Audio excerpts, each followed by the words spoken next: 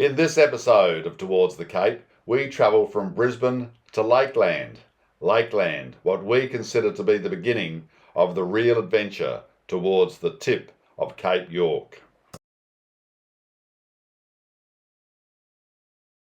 You'll see some of the wonderful campsites we stayed in. A sun-drenched beach, some seriously unhealthy eating in a sugar refinery, a dramatic representation of some World War II history, gargantuan-sized mosaic walls telling the history of one of the towns we visited, an entrant in the Guinness Book of World Records, and we visit Australia's wettest town.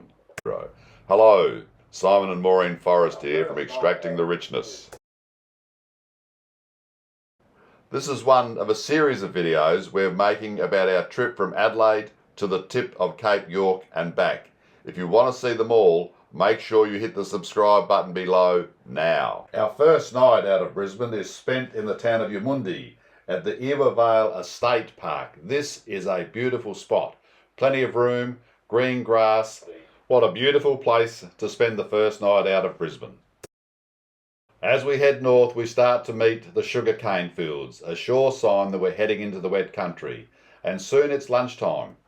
Stop at one of the best roadside stops we've seen on the whole trip. In fact, probably one of the best we've seen in all our travels. It was just so picturesque and so well appointed and maintained. We're at Agnes Water. We've just been through the town of 1770. That's the town where Captain Cook made his second landing in Australia. There is a monument there to the spot where Cook landed, but we had Maximus on the back, so we couldn't find a spot. So we just drove past, and now we're at Agnes Water. This is Agnes Water's town of 1770 beach, and it is beautiful. Apparently, it's the last surf beach as you head north up the Queensland coast. We think it's the last surf beach because from here on in, you'll get saltwater crocodiles in the water, which is a bit of a problem if you want to go swimming. Interestingly, lifeguards are on duty. The water looks beautiful, but we're not swimming. Tonight, the Chief Navigator found this site on Wikicamps. It's called Traveller's Rest. It is just amazingly beautiful, and we only just happened upon it just before we got to it. But have a look as I go around here to the water and all the lilies.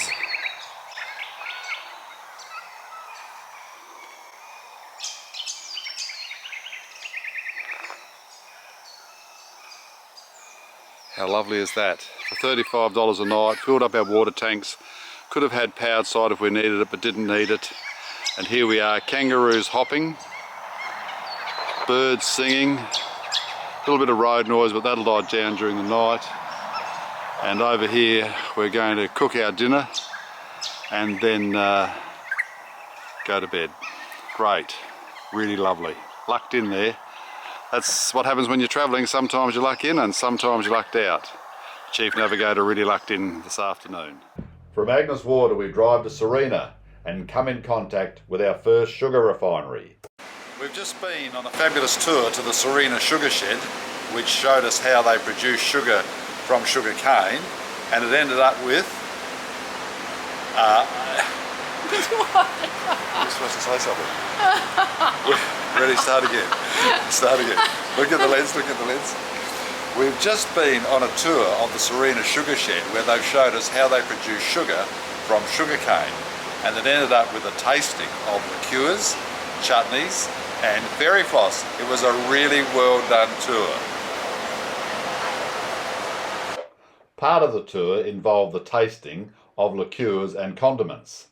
I was driving, so I didn't participate in the liqueurs, but the tour guide made a special treat. Check this out.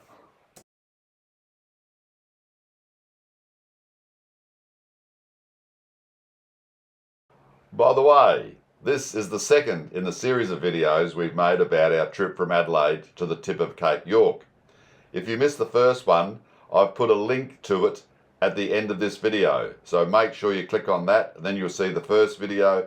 We left Serena this morning, where last night we camped in the local showground for $25 a night, which included power and water. It was a pretty good deal. We met some people who originally lived in Lock, and they knew friends of ours that we had toured with. Short, it's a small country. Now we are in, where are we, Maud? We're in Mackay, and at long last we have got out of the car and we have discarded our jumpers and jackets.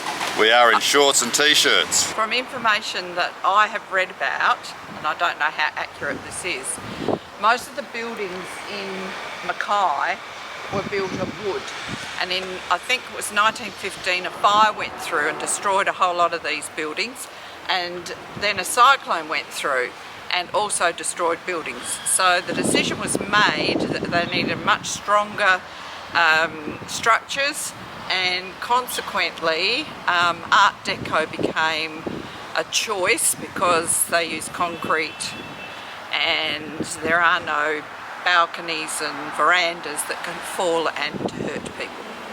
After Mackay, we drove to Airlie Beach, but the caravan parks there were either full or excessively expensive, so we drove to Proserpine, spent the night there and found this amazing little shop. Last night we pulled into Charters Towers, which is an amazing town. We've just left the Visitor Information Centre where for $5 we've rented a USB which we plug into the car and is going to take us on a tour of the town, a self-guided tour listening to the USB. One of the really sort of little quirky things is that often you hear people talk about City Hall, but in this town there is actually a City Hall, and it's quite an impressive building, but there are lots of impressive buildings. Just the other side of the information centre is what was the stock exchange, because this town was built on gold, and the stock exchange is another one of the impressive buildings. There are lots of them, and we're about to start a drive around having a look at them. In Charters Towers, as you go up Tower Hill, which gives you a spectacular view of the town, you come across these bunkers, which are World War II bunkers, and they were built to house the explosives which were used by the Air Force. The Air Force was based in Townsville, and Townsville was part of the Coral Sea battle. Inside the bunker there's a really good audio-visual exhibition which takes you inside the cockpit of a bomber, and then when the bomb bay doors open you're looking out through the bomb bay doors. Really well thought out exhibition.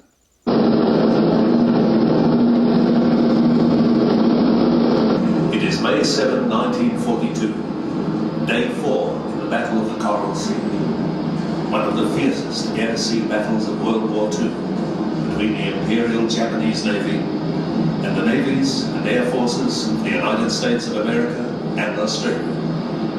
This is the skipper. Forecast of Coral Sea is partly cloudy. We're at the bottom of the cockpit. The navigator now has control.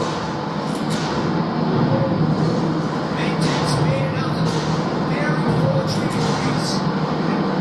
Arms away.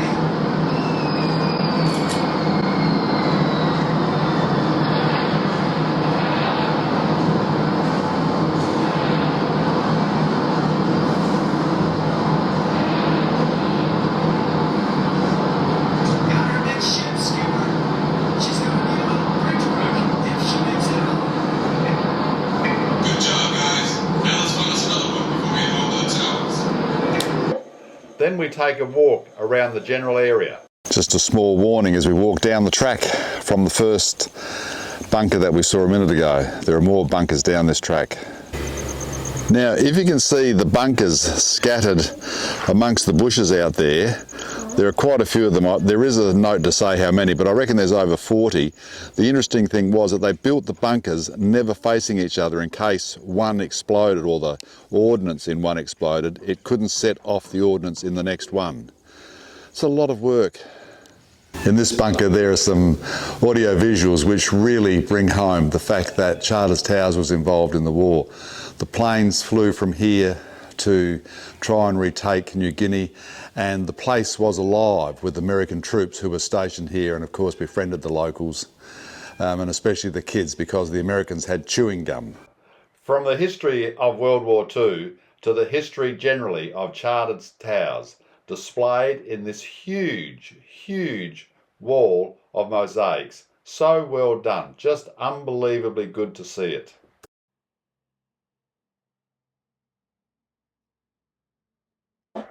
Who is this adventurous looking woman looking for another form of transport? Hello, it's the Chief Navigator, getting ready to take us on a tour of the Texas Longhorn Stud in Charters Towers. Such a good tour, we learnt so much.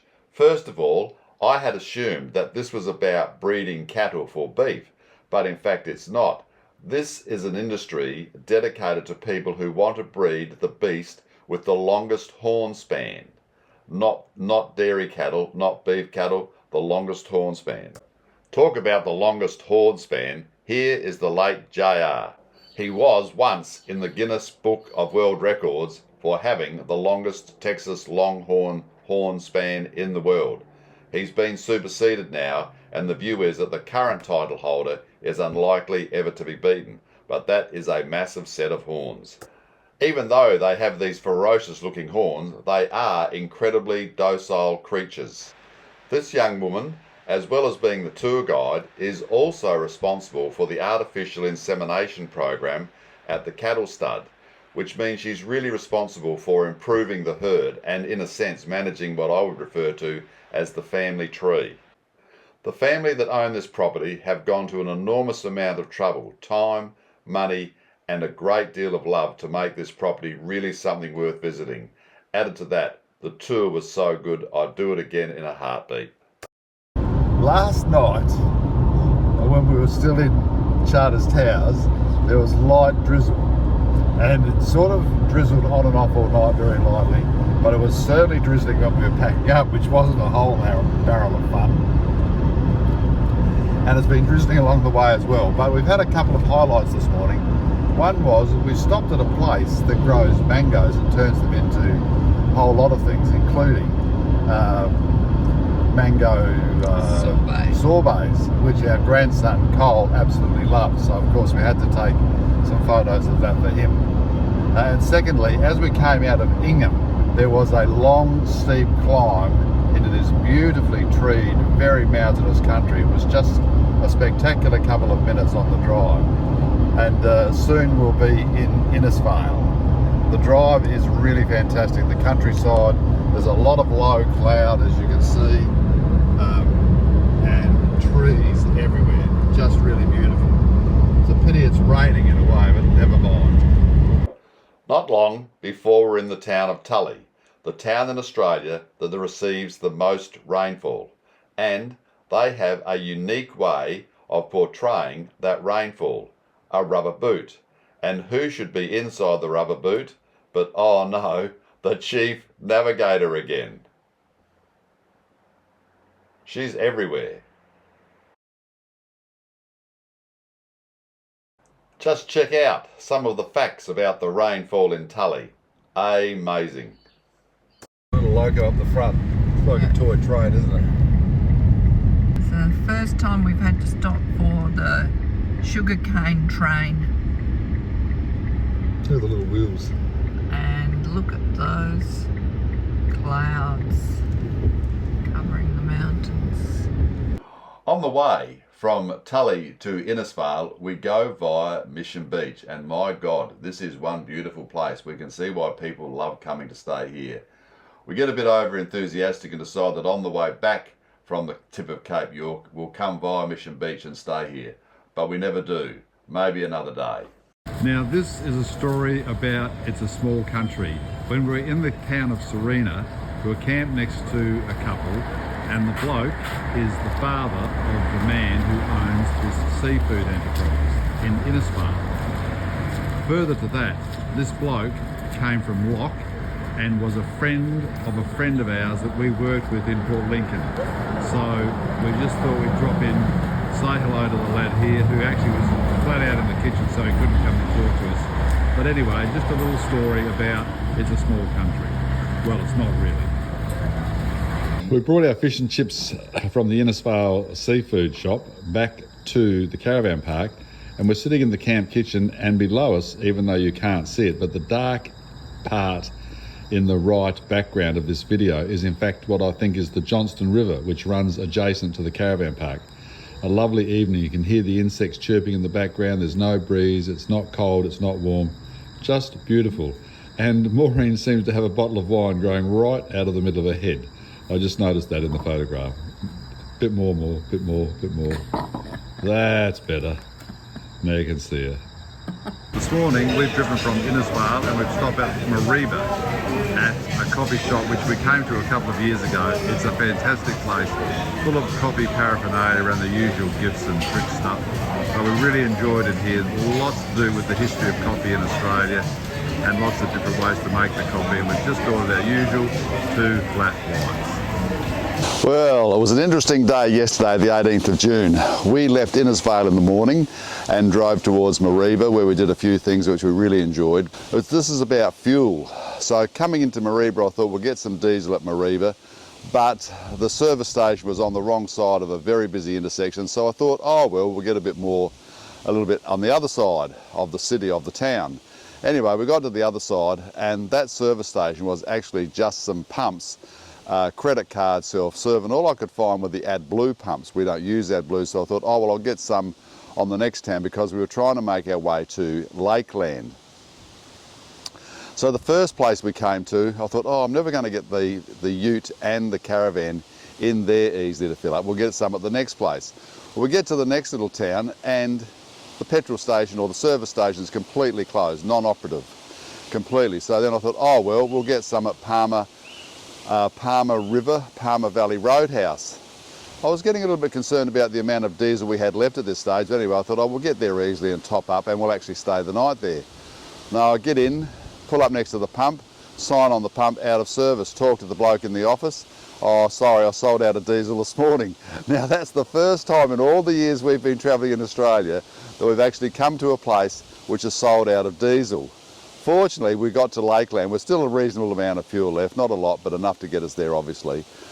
Topped up the tanks and then thought, now we need a place to stay. The Lakeland Caravan Park is closed for renovations and we've struggled to find places off the side of the road on this trip. It's very interesting. Normally we've been able to camp back in off the road, but this hasn't happened on this trip very often at all. Anyway, at the end, searching through the Wiki Camps and the Camps app, I found this place about 7 k's out of Lakeland. It's a working cattle station. I think it's 12,000 hectares, I can't remember, 12,000 acres. And the woman who runs it was just fantastic. I rang her, she said, yes, of course you can come out. When we got here, she met us, we gave us the money for the night. And it is just beautiful. Have a look at this. This is the dam, which is full of catchable, edible barramundi. And this is the campsite.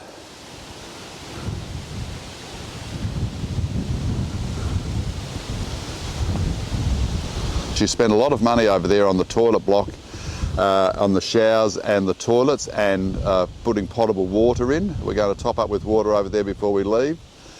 Here's our setup, Maximus and Trev the Triton. But what a lovely setup.